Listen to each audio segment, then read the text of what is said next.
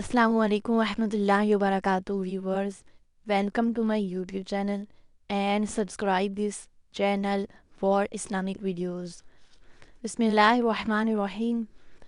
حضرت بریدہ رضی اللہ تعالیٰ عنہ بیان کرتے ہیں، رسول اللہ صلی اللہ علیہ وسلم نے فرمایا، ہمارے اور ان منافقین کے مابین نماز عہد ہے، بس جس نے اسے ترک کیا تو اس نے کفر کیا.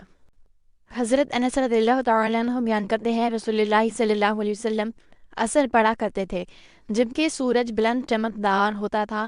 جانے والا شخص یعنی نماز عصر مسجد نبوی میں ادا کرنے کے بعد راجی مدینہ کے ملحقہ بستیوں میں جاتا تو سورج بلند ہوتا اور بعض بستیاں مدینہ سے تقریباً 4 میل کی مسافت پر تھی. حضرت ابن مسعود رضی اللہ تعالیٰ عنہ بیان کرتے ہیں، میں نے نبی کریم صلی اللہ علیہ وسلم سے دریافت کیا کہ اللہ کا کون سا عمل سب سے زیادہ محبوب ہے. آپ صلی اللہ علیہ وسلم نے فرمایا، وقت پر نماز ادا کرنا. میں نے عرض کیا، پھر کون سا؟ آپ صلی اللہ علیہ وسلم نے فرمایا، والدین سے اچھا سلوک کرنا.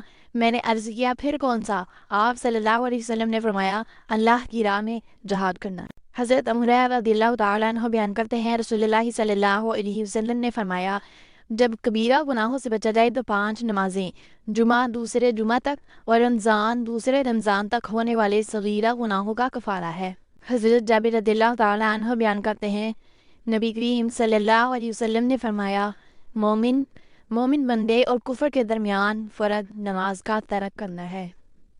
حضرت ابن مسعود رضی اللہ تعالیٰ عنہ بیان کرتے ہیں، رسول اللہ صلی اللہ علیہ وسلم موسم گرما میں نماز ظہر اس وقت پڑھتے تھے جب آدمی کا سایہ 3 قدم سے 5 قدم تک ہوتا، جبکہ موسم سرما میں سایہ 5 سے 7 قدم تک ہوتا.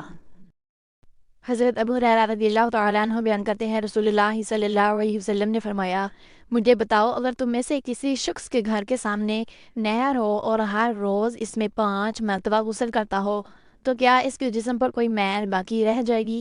صحابہ نے عرض کیا، اس کے جسم پر کوئی میل باقی نہیں رہے گی. آپ صلی اللہ علیہ وسلم نے فرمایا، یہی 5 نمازوں کی مثال ہے، اللہ ان کے ذریعے خطائیں مٹا دیتا ہے. حضرت ابو ذر رضی اللہ تعالیٰ عنہ سے روایت ہے کہ نبی کریم صلی اللہ علیہ وسلم موسم خزاں میں باہر تشریف لائے تو آپ صلی اللہ علیہ وسلم نے 2 شاخوں کو پکڑا.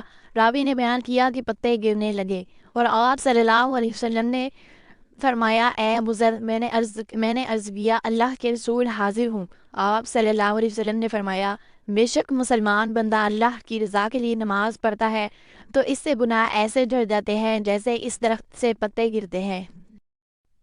حضرت عمر بن شعیب رحمۃ اللہ علیہ اپنے والد سے اور اپنے دادا سے روایت کرتے ہیں، انہوں نے کہا، رسول اللہ صلی اللہ علیہ وسلم نے فرمایا، جب تمہارے بچے 7 برس کے ہو جائیں تو انہیں نماز کے متعلق حکم دو، اور جب وہ 10 برس کے ہو جائیں اور وہ اس میں کوتاہی کریں تو انہیں اس پر سزا دو اور ان کے بستر الگ کر دو.